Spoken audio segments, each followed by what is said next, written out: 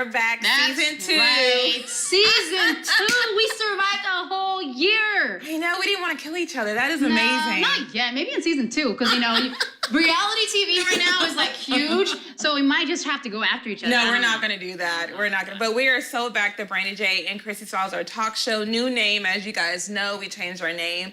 And we're back on our set at Sanctuate Spa for season 2. And we're going to have an amazing season this year. And we're growing. Like, if you could see our camera crew right now, we are so growing. I was in shock. I'm like, oh my gosh, like we have come so far. And thank you so much, because if you supporting us, we are able to do season 2 because you guys keep telling you want more. Exactly. So we're going to give you more. And this year we're going to be traveling. So we'll be shooting our show in New York this year. Vegas. LA. So it's going to be a great year for the Brandee J and Kristy Styles, our talk show. And we're just so excited for season 2. We can't believe that we are here. And we're going to be here for a long time. So just stay tuned. Yes. More issues. And again, more awareness on things that people aren't talking about. We want to talk about it. So if you got something that you want to talk about, you know where to get a hold of us, Exactly. Right? So, stay tuned. We're going to be talking about a great topic today, depression and suicide, which is very important, and people need to know about this topic. So we have great guests that's coming on our show, and it's going to be an amazing, season 2 shows. And a lot of people struggle, and people don't want to talk about it. So I think right now is the time of year where you still are so early in the year that you can make changes to have the best 2016 ever. So we hope that by bringing you topics like this,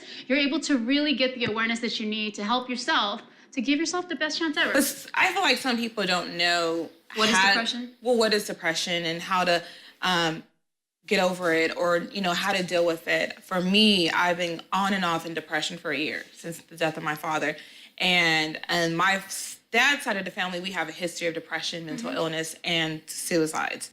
So I grew up around this my whole life, but some people from the outside looking in, they're like, oh, well, she's fine. And they think, oh, it's just fine. But you really need to understand that this is a serious topic. And I don't think that people understand as far as, like, you can't just snap it. Like, it isn't just like a light switch, you just turn it off. You actually have to work at it. Yes. And you have to be ready. So we have so much coming for you today. So stay tuned. Season 2. We're back. Brandee J, Kristy Salazar.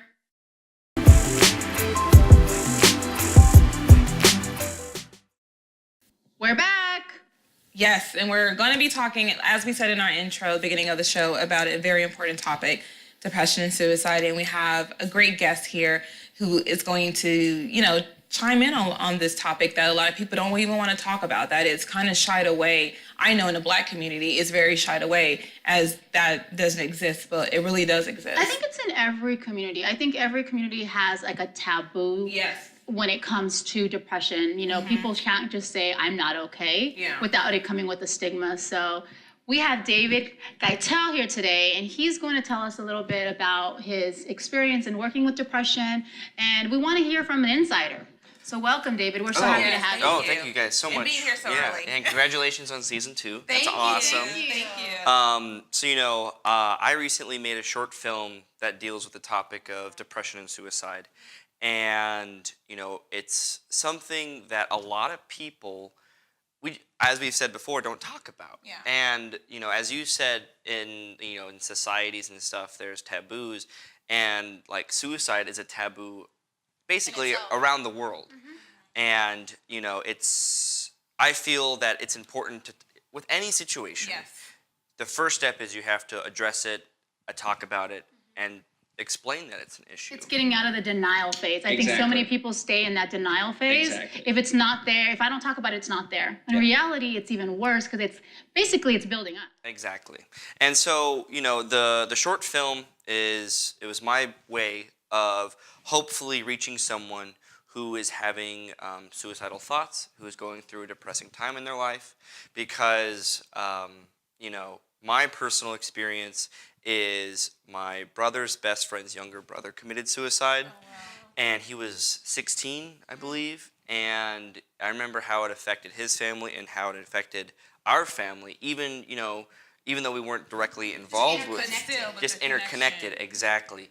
And this short film is kind of like me wishing I could have said something or done something, because usually that's all it takes, is that if there's someone that that's like struggling with depression or suicide, all it takes is just saying, "Are you okay?" Yeah. You know, all it takes is you saying, just making that effort to assure that they are To reach out. to reach out, exactly. Because when I started making the movie, a lot of people reached out to me to talk about like these issues or like their personal like experiences and this and that.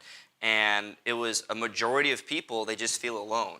Yeah. They just feel alone and isolated. And that's why when someone else reaches out to them, it's the first hammer to like Isn't that crack. crazy how when you create awareness or on a platform, how you automatically get people who it resonates with, and you find that they start to come out of everywhere because they've been suffering in silence by themselves. And then when you create a platform for something like that, it's kind of like a release of finally someone is doing something. Yeah, and you know, when I first took on the project, it was a little difficult for me because I'm a very happy-go-lucky individual and I don't struggle with depression. But I had that connection with like my brother's, you know, best friend's younger brother, and it was a really difficult place for me to find because you know I'm usually very keen on like you know getting over it or you know moving on and this and that. Well, you know, it's not necessarily that. It's just like you know. Depression, as someone explained to me in a perfect way, is that it starts in the heart and then it moves to the head and then it doesn't leave there. That's a great way of putting it. I think that's a really simplistic way of putting it in layman's term, because you do, when you suffer from depression, you go through a lot of emotions, you know, and you can't always reel them in. No. You know? No. And at times it's just, for me, dealing with it on and off for a year, it stays in your mind. Yep. And then people don't realize that you put up a wall. And to the outside world, they think you're okay, but when you're alone in your thoughts, you're not okay. Yep. And you just don't. And I tell people, and they're like, well, you seem fine. I said, well, you're not with me when I'm at home by myself, and I'm just in the bed. And it's something that people just don't understand. And, you know, seeing when my dad was here, him go through it, and my sister fight, you know, go through depression on and off, I tell people it's a serious topic. And it will take you to your darkest place that you just don't want to be here. And people don't understand that.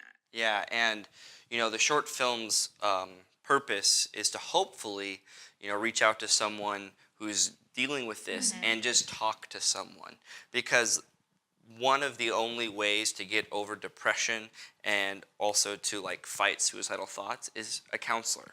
Yeah, therapy.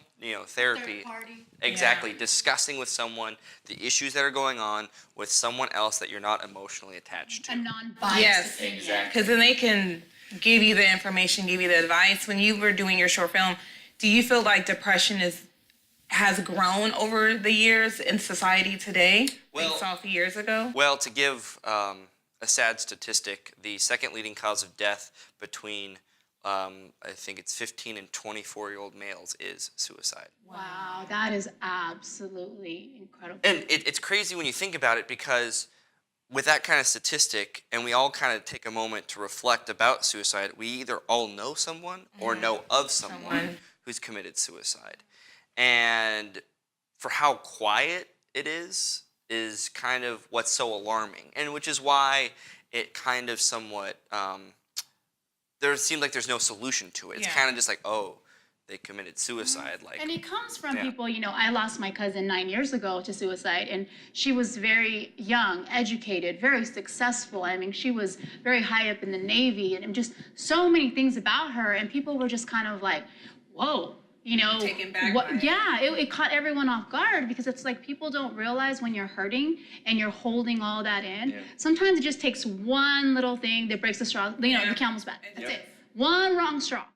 And that's the other thing, is that like the flip side of that, it just takes one word to like help that person. Yeah. Exactly. There was a pretty amazing story I read where a man was about to jump off of a bridge and commit suicide, and this like teenager was walking across the bridge, and he saw the man, and all he asked was, "Are you okay?"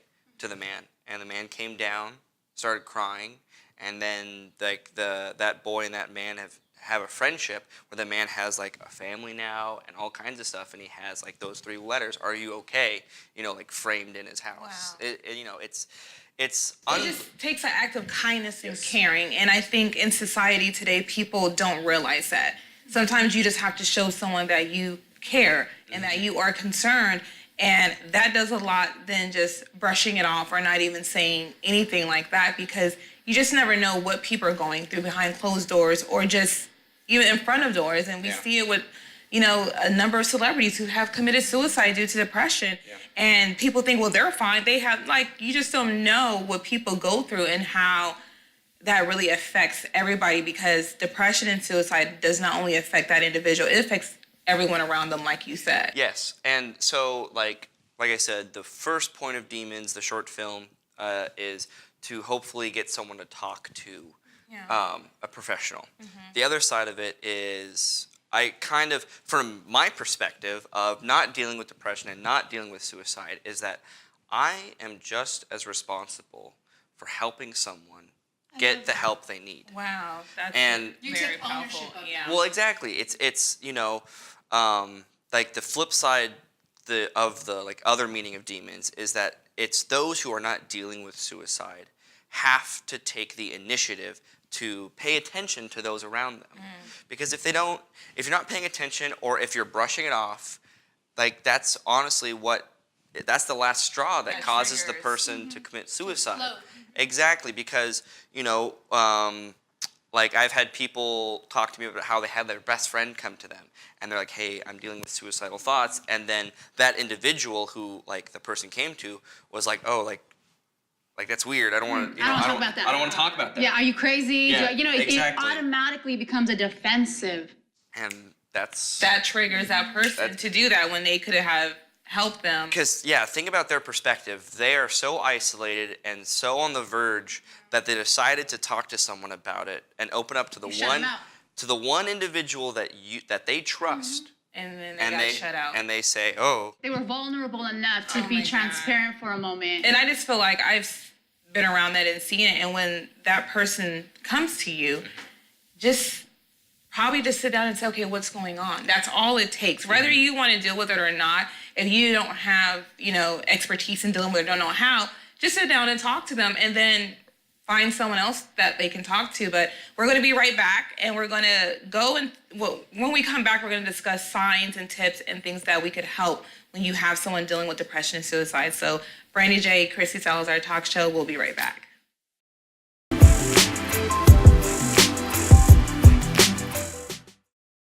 We're back. Yes, Brandee J, Kristy Salazar Talk Show, talking about a very important topic, depression and suicide. So David, what are the warning signs when someone who is dealing with depression and having suicide thoughts that people can actually be aware to prevent something from happening tragic? It's difficult because we all feel like suicide happens out of the blue. Yeah. It's always whoa.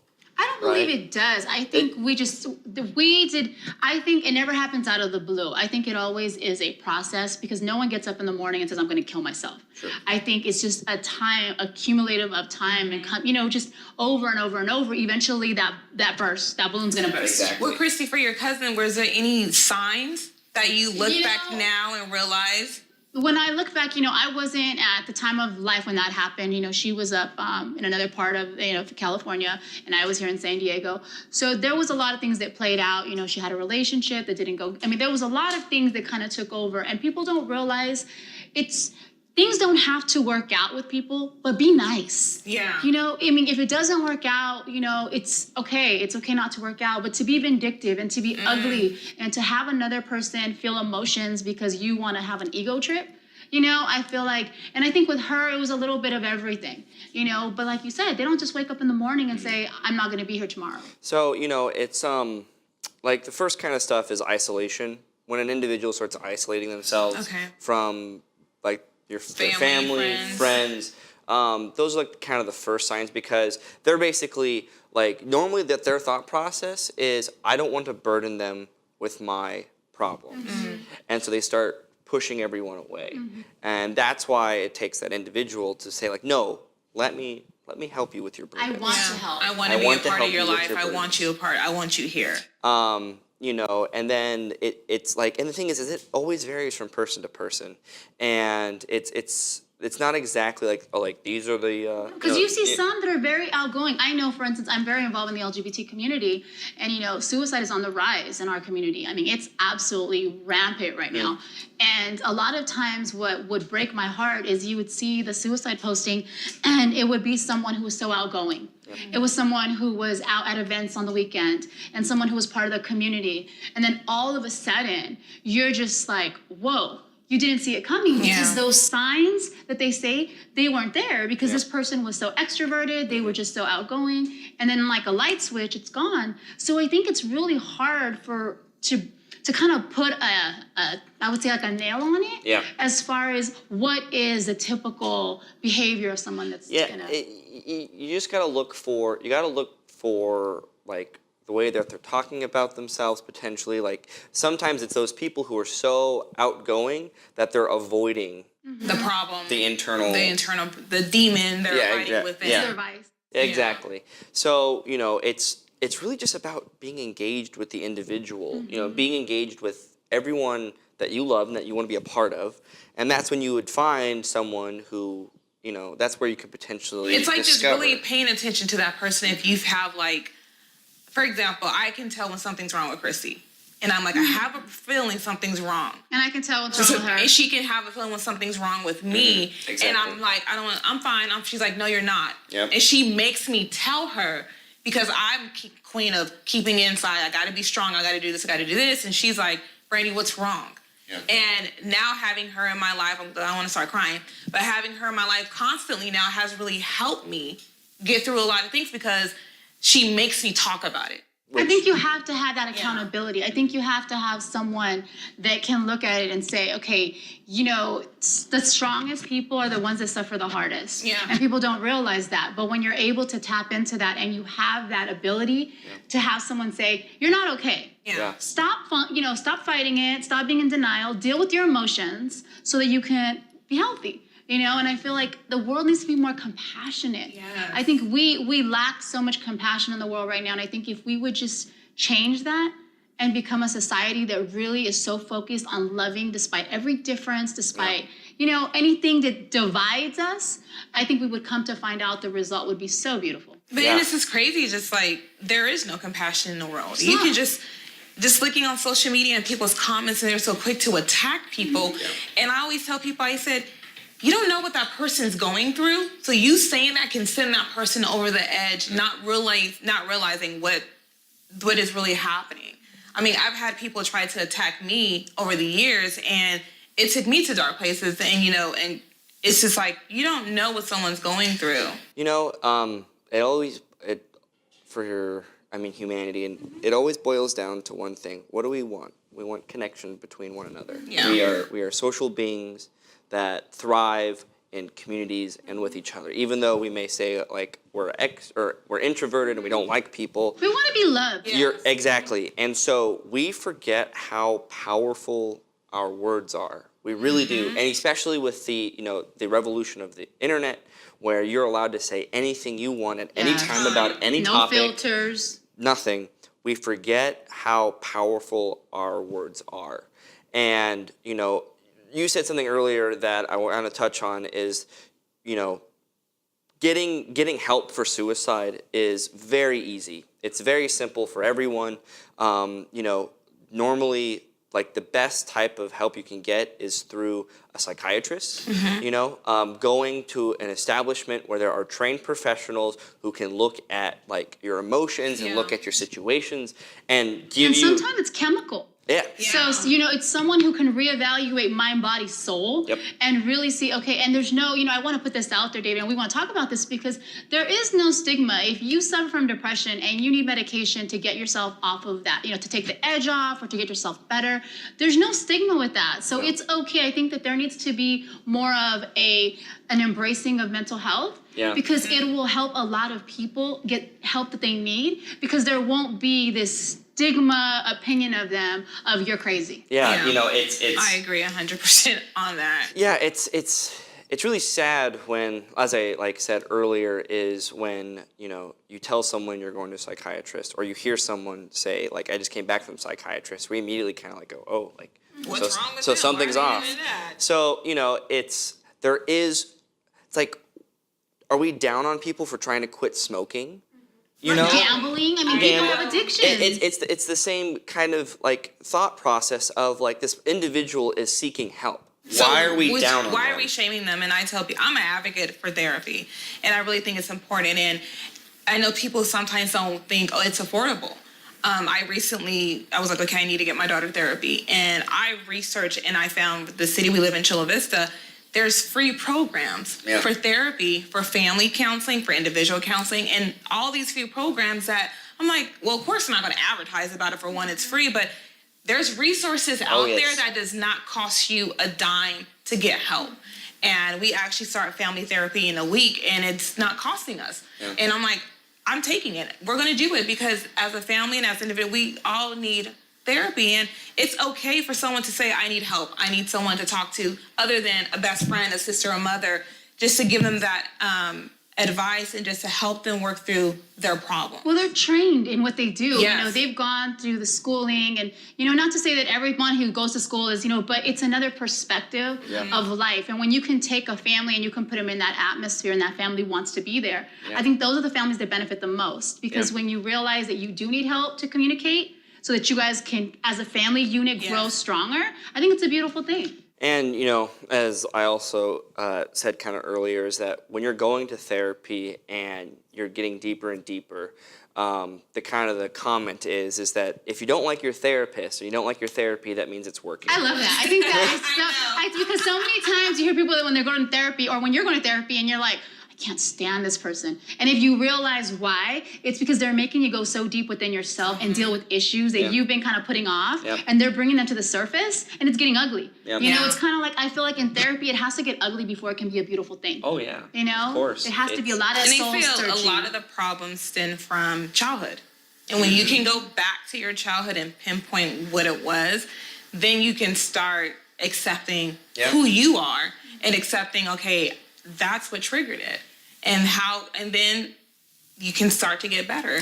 But it's this going to that therapist but I've been in therapy and I said, I don't like this therapist, but she made me go deeper than what I really wanted to. And it really made me like, oh, I got it. I didn't want to get it, but I got it. I know. I don't want to go that deep. The light bulb went off. And, you know, the short film Demons, what that also is about is, so our main character, Aaron, he's struggling through depression and his life is leading to suicide. And he's a college student and he goes to his classroom, which is psychology, and the professor, the lecture he gives is about the Bhagavad Gita. I don't know if you guys are familiar with it. It's a Hindu text where it is historically the oldest account of a patient and a psychiatrist. Okay. And, you know, that's kind of like where the theme is of like talking to someone, because in the Bhagavad Gita, there's Krishna, which is a Hindu god, and then there's Arjuna, who's a warrior who's having a lot of internal struggle, and he doesn't know what to do, and he seeks out Krishna for guidance. Okay, so he's soul searching. Exactly. Okay. And it's the same principle of getting a psychiatrist, getting a counselor who can look at your situations from a third-party perspective and give you the advice that you need. I love that. That's great. Where can people see your movie? I know everyone, we've already got you like teased on this. And again, it's such an important topic. And like I said before, it's an epidemic. Yeah. So where can our viewers find this movie that you did? So currently right now we're finishing sound design, and then when it's all packaged together, it's all done.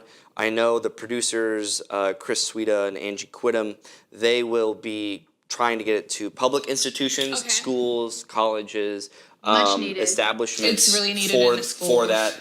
And then I don't know necessarily like if it's going to be on YouTube or not, because they do have plans for other outlets on television. For distribution. But that's all I know, is that the main focus is to get it to public institutions. And I think that's what's really important. I think that's because that's giving back to the society. That's giving back something that society needs as a tool to be able to really, it's a war that we're fighting with depression. I think that's the best way to put it, is it's an internal war that we're fighting on it. Yeah. And I think the more awareness that comes with it and the more resources and tools that are available, the better we're especially with our children these days. I really think that starting off in the public institutions is great because it lets the children know, because like you said, from 15 to 24, and do you know the rate amongst teenage girls? I don't. But I'm sure it's probably similar. But, just having something for them, because they have, I tell people, our kids now deal with more than what we ever had to deal with growing up as far as bullying, social media, all this word one.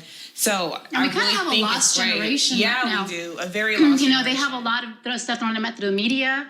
A lot of stuff is just constantly pressured on them. So they're growing up in another age that we're not used to. We're not used to. I mean, think about it. The computers have changed from what they look like when we were young to what they look like now. You see a 2-year-old with an iPad. So that just goes to show you, there's so many things that they struggle with now that we never had to worry about. Exactly. So we'll be right back talking about depression and suicide on a Brandee and Kristy Salazar talk show. Season 2.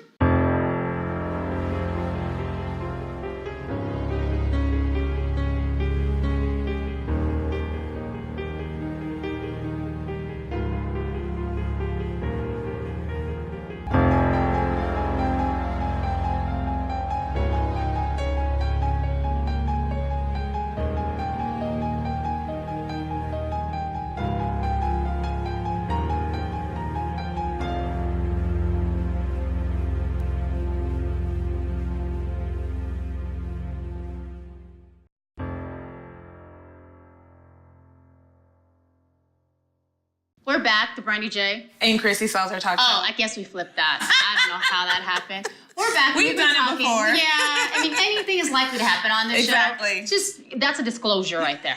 So we're talking about, we were just talking with David about depression, and, we've both, struggled with it. Mm-hmm. We've both dealt with it in our families. And, I think it's so important that we as a community really know what resources are available to us. Exactly, and how to help people and how to, give back. And, talk about these issues. And, there's so many people out in, not only in our community, but in other communities who are going through things and they want to help and want to give back. So we just have love on people. Exactly. And I think that's the biggest thing I could say right now is we live in a society where just love on people. It's just that simple. And just show compassion and be there and show them that you care. Mm-hmm. And I really feel like people don't want to do that these days. They're all about themselves and just, let me just step on this person to get ahead. And it's not about that because we're all here to help. And we want to highlight people that are doing that. Yes. And we're excited because our next guest, she's making a difference. And, people always say, well, what can I do to make a difference? Yes. I maybe don't have a lot of money or maybe, I don't know how to get involved. But if you just have the desire, I guarantee you there are so many organizations that need your help. So we're going to talk to our next guest. It's Roni. Yes. If you don't know her, you should know her. She's an actress, advocate. She's done a lot in our community, and I'm excited that she's here with us. So we'll be bringing Roni Worlds on in a minute. And we're going to tell you how to get involved in your community, and most of all, how to make a difference and love on people. Yes, we'll be right back. Brandee J and Kristy Salazar talk show.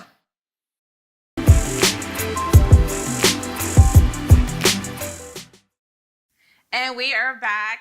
Kick off to our season 2, the Brandee J and Kristy Salazar talk show. We have our next guest, Ms. Roni Worlds here, and we're going to be talking about her organization and how she's been giving back to the community and how you can help give back to the community. How you can make a difference. Yes. It starts with us. Exactly. So can you tell us more about the organization? First of all, welcome. I know. Thank you for a Saturday morning date with us because we get up early. So thank you for that.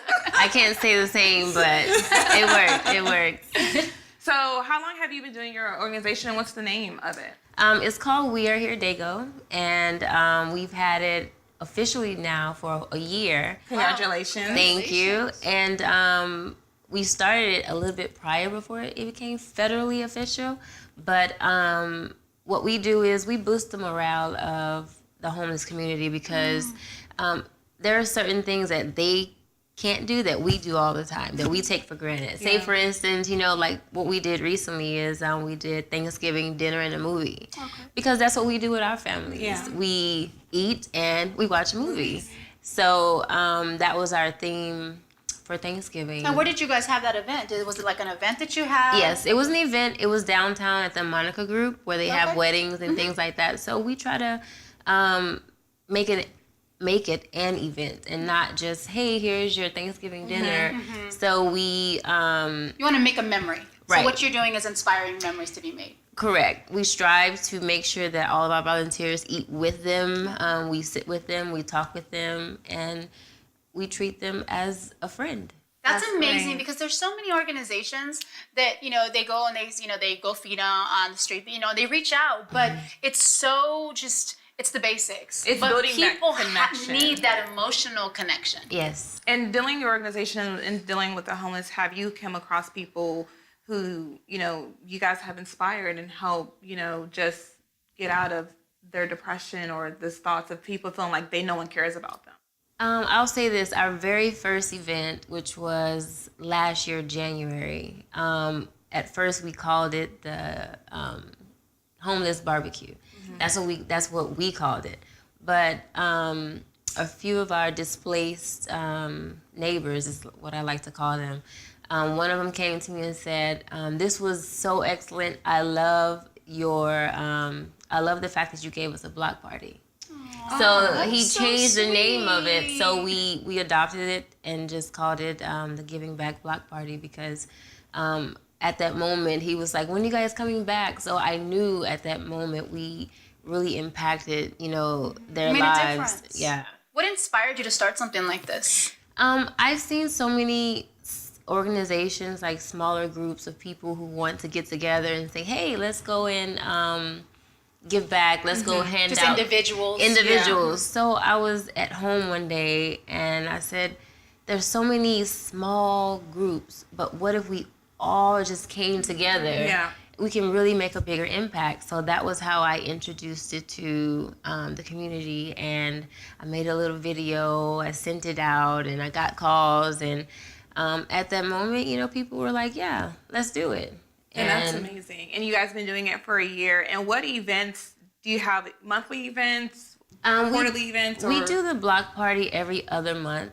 We have one coming up March 19th. We're trying to do it near the Qualcomm area this time. We've targeted downtown area of San Diego for all of our events. So there's so many homeless people around San Diego, from El Cajon to the Qualcomm area to downtown to Oceanside. It has no boundaries. Right. So we want to make sure we reach out to all of them. How do you if do your possible. outreach? Like, how do you get the word out to the homeless community? It's word of mouth. And honestly, Facebook has been a great, great help for us. Footwork, we have people, going out, talking to different companies, getting sponsors, and that was my next question. So you guys are ran, again, because you're an organization, you're ran financially on sponsorships and donations, and really we run on donations. Wow. Mostly, people give what they can. If they can't give, they spend their time, and we really don't get very many company sponsorships. We would love to, but most of our finances come from individuals. I've donated a couple of times. I was like, I can't make it, but here. Yeah. And I think at times, like, companies, what they'll see is they want to see consistency. Yeah. I think that when you look at sponsorships, they want to see that you're not just going to come and go, that it's going to be constant, and you're going to create a legacy for that organization. And that's when you start to see the backup of the support system from the corporate companies. Because I know that they do get involved, but they want to see, what is my money going towards? Yeah. Right. The companies we've had support from is SDG&E and They're also amazing. Courtesy. They give back a lot. And Courtesy Chevrolet at Mission Valley. That's amazing. They give Shout out to every you single. guys. Yeah. Thank you. That's organizations can't run like this if you can't do that. So Yeah. that's absolutely amazing. And then, so you do this whole, community stuff, but you're also an actress, a working actress.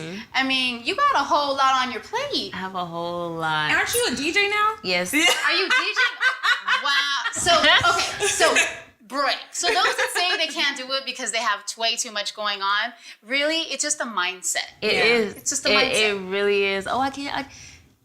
Okay. You make time for the things you really want to Exactly. And now do. you make an excuse. There's no excuse. And I tell people, I said, between Kristy and I, we have 6 kids. And it's a lot. And we have our talk show, we have our individual projects, and we come together, we give back, we do all this. So I tell people, don't give me excuses. When if you can't joke, 6 kids between the two of us and we haven't gone crazy yet, it's doable. You can always give back. You can always make that time to help people. You can always just where there's a give will, that there's a time. way. Exactly. I like That's that. what it comes down to. Where there's a Definitely. will, there's a way. So how do you balance it? Because, you know, you are, again, a big part of the community, and you have your own personal brand and your, you know, endeavors. Yeah. How do you balance it? Because it's a balancing act. It's hard to believe, but I am a very big procrastinator. Really? Yeah, I really am. I really am. So when I know something needs to be done, it's like, oh, that's the one thing The I'm doing. deadline. Yeah, Yeah, I'm okay. close to the deadline, but no matter what, I get it done. Exactly. All that matters in the end. Yeah, I try not to stress myself out, you know, when it comes to scheduling and that entire calendar, that to-do list. You look at it pick piece and by choose. piece? Yeah. Okay, so you don't Pick get and choose. overwhelmed by Yeah. it? Because if you look at the whole calendar, you're like, okay, I just can't do this right I think now. that's where Yes. procrastination comes from. I think if you look at your life in segments, then you can tackle one segment. Okay, that segment's ending. I think about it maybe that way because of the talk show, but whatever. But I think if you do it in segments, you can look at it for that minute, your tunnel vision. Yeah. And then you take on the next layer of a cake. And then you kind of building, because if you look at the entire mother load of the cake, You'll get you're like, overwhelmed. I'm already stuffed. Yeah. You know, and the first thing you're going to want to do is be like, I'll put that off till later. And I even think had that's- to do that because big I time. used to look at the whole year calendar and I'm like, oh my She god. would tell me, she would say, we're looking at like 2016 and 2015. And she's saying, do you have your calendar in front of you? I'm like, Brandee, I don't even know what I'm doing next week. You know, so I think that there's sometimes, because what I've learned in life is we can plan to the T. But Life has will a take plan over. of its own. And Exactly. it will shock us, Yeah, you know? So definitely. roll with it. Roll And it. with your how can they donate? How can they get a hold of you to be a part of the events you do? So you can visit weareheredaygoinc.org. That's Daygo as in DAYGO. Also facebook.com/weareheredaygo. Instagram? Yeah, Instagram is weareheredaygo. But mostly, you know, you can communicate with us through Facebook. Our website has our links to the Facebook as well. Anything helps. If you can do $1, $5, time, it all helps. Do you guys do clothing donations as well, or is it just mostly food?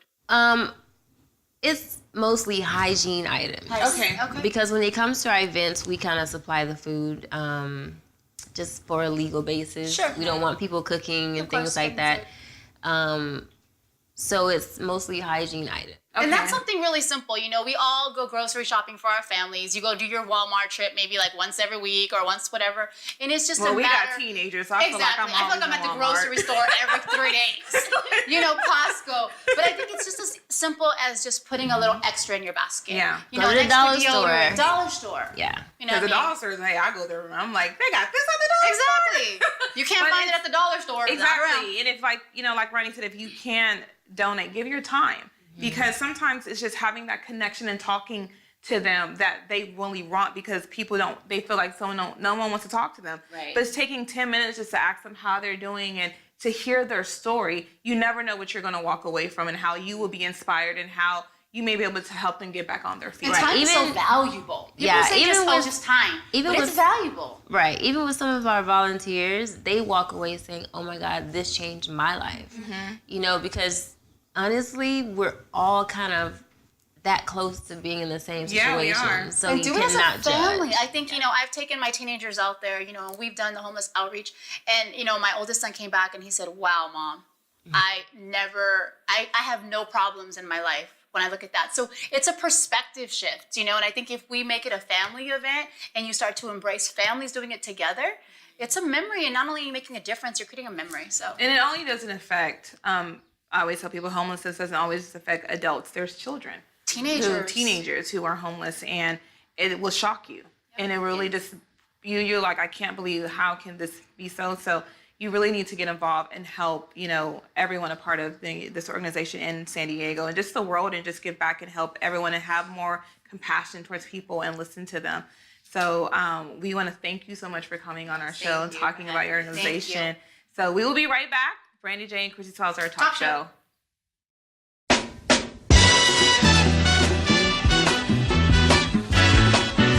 Downtown San Diego, we're here to feed the homeless. So we are here to help San Diego, to help the homeless, help the people that are in need.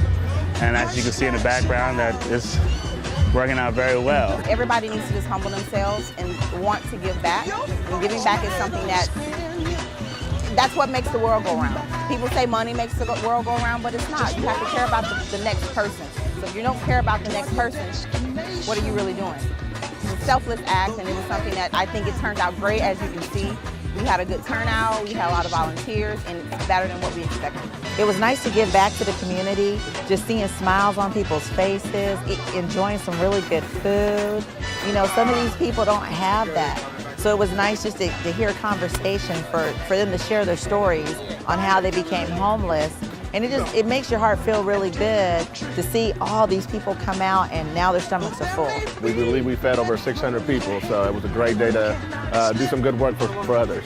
I mean, it's just real humbling to come out here, man. It gives you perspective on your life.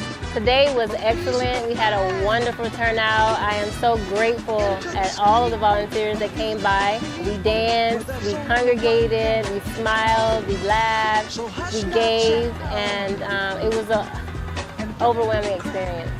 I just thank everybody, and my message is give back without expecting. When you give back without expecting, you get more than what you expected, which is grateful joyness in your own heart.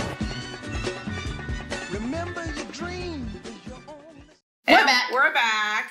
And Kristy wanted to let everyone know, Happy Valentine's Day. See, exactly. So all of you, we love you. We probably gonna see this after Valentine's Day, but happy Valentine's Day and special Valentine's Day to my babies and my baby, because she's been rocking with me for 9 years almost. And does her hair, makeup, dude, and everything. she wakes up at 5 to make sure I'm good on set. So exactly. I got all in one. I know. And your family as well. I know my crazy teenagers.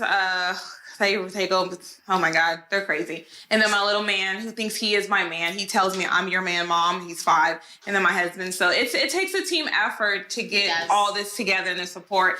But we talked about great issues today, depression and giving back and to the community and helping others in need. So what we want to do is basically give you guys some tips that could help you feel your best. My mic fell, but we're live, so it is what it is. We're rolling with it. We're rolling with it. Life is just roll with the mic. Just dropping the mic already. Dropping the mic. So, how do you get yourself feeling? We're in 2016. We're, barely ending February. Yeah. We have a whole year in front of us. What are tips that you can do? What do you feel you do to make yourself feel good? For me, I started back to exercising. Okay. And I started doing that and actually started meditating again. Okay. And it's basically, you can take 5 to 10 minutes out of your day in the morning. I meditate, I get up and I pray. And then it just really centers me. Mm-hmm. And it really helps me feel good. And you can during meditation, you have clarity on where you're supposed to be doing and where you're supposed to be going. And exercise, I tell people, if you can just do 20 minutes a day, just walk something, just walk, because it really helps you. And that has helped me come out of my depression slowly, just getting exercising and doing things and being around people who you really love and love you, who generally love you. And it's okay to block out those who don't. And I've made all those changes within the last couple months. I only surround myself with people who their energy is positive and it's great and they're fun and they're excited and they just want to enjoy life. Mm-hmm. And I think people really need to do that. I know for me, I'm prioritizing. I'm really starting to see, what is really worth my time and what is really, where do I want to put that effort towards. I think, when you're raising kids and you have a family and we have so much going on the way we do, we have to learn that we have to have time for ourselves. Exactly. I'm learning to date myself. It sounds really funny. No, but I date myself. And what that means for me is there's so much going on in my life and different chapters of my life. And the most important thing is that I know who I am at all times and where I'm at. It's like a temperature a week ago and bought 8 pairs of shoes. That was my treat to myself. Exactly. So whatever it is that gets you going, it could be getting your nails done, going and getting a body massage, come to Sanctuate, I mean, whatever it is that gets you in that zone, it's just about putting time into yourself, because I feel like when you check in with yourself, you can know how to deal with everything else. It's about investing in you. And can't say it even better. And I tell people, and we've gotten away from that. We said, no, we're not going to do that. We're going to invest in us. Because if you don't invest in yourself, no one else will. So just like you said, it's about just having that time for you. If it's just going to get your nails done, going to get your eyebrows done, or going your on hair, a walk on the beach or something, or just you know, I tell people I don't have a problem going to a restaurant and having a glass of wine by myself. It's being okay with you. Because if you're not going to be okay with you, you're not going to be okay with anyone who comes into your life. And those are just like, you know, great tips to kick off spring and to kick off the year. The best one too is to say no. Yeah. I learned this magic word and it flows out of my mouth so effortlessly. And it doesn't come with any guilt. It's just no. No is so empowering. When you can learn to say no to things that don't fit for you, don't work for you, maybe you can't do it, and you take back that power. We're so afraid sometimes just to say no. We are, but we've embraced it, and we've said no to a lot of things and continue to say no, because if at the end of the day, our families come first, and that's what you have to realize. You're, even if you don't have family, but you have friends who are like your family, you know, put them first and invest in them, and everything else will start to flow. I think with us making those changes in our lives, Kristy, things have flown easier and better. I mean, we still There's have... no chaos. There's no chaos. You know, you still have your issues life is going to throw at you, but you are equipped to deal with them better when you are centered and you can handle everything. And like, you know, your mind is clear. And your mind is clear. One thing I also started doing is I don't sleep with my phone next to me anymore. That's a good one. I put it away across the room. So, because we're so attached to our phones, like what's going on, and I don't do that. I sleep away from it, and I'm in the moment of just sleeping. Oh, see, my girl just took the phone and said, enough is enough. Log out, good night. So, I mean, whatever works for you, but disconnect, I guess is the best way we can put it, is disconnect from your social media, from your wire devices, whatever it is, and give yourself that peace. That peace of time. So, you know, we talked about so much today, but the number one thing is, you know, when you see someone who is in need or see someone who needs help or comes to you and they say, I need help, listen. Listen to them. If you don't have the resources to talk to them, didn't help them find someone to talk to them. And remember, contact your local cities, because there's resources out there that are for free that they're not going to advertise, but they have them out there. So, you know, just make sure you help someone in need. And when that person says, no, I'm not okay, just take 10 to 15 minutes and talk to them. That could save a life. And learn, it's okay not to be okay. Yeah. I think that's the biggest thing is it's okay to have those moments. I want to commend you because you really helped me with that. When you were like, it's okay not, because I'm so used to having to be okay. You said, Brandee, it is okay to not be okay. It's okay to cry. It's okay to do this. And with her telling me that, it really opened up my eyes to like, it's okay. Like I could cry. I can have these moments and get back onto Exactly. I fall apart all the time, then I get back up because that's what we do. That's what we do. So, I mean, you can do that too. So, I mean, I am so excited. Season 2. And so, you know, like we said, exercise, meditate, pray, say no. Healthy. You can have a cheat day. I had a cheat day last night.